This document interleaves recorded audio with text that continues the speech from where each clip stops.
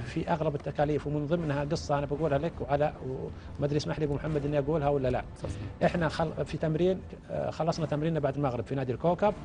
المطرف القحطاني كان عنده مباراه وحاجز ومنتهي بيسافر لها. طيب. عارف.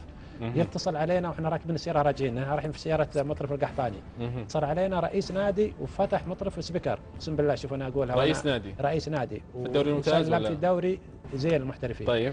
واتصل وسلم قال يا ابو محمد احنا ما شفناك واحنا نبيك تحكم لنا. قال له انا والله مكلف مباراه وعندي مباراه وعايز. قال لا لان تخيل بعد المكالمه هذه بعد العشاء الساعه 10 بالليل مغير التكليف ومتصلين على مطرف هذا موجود ورايح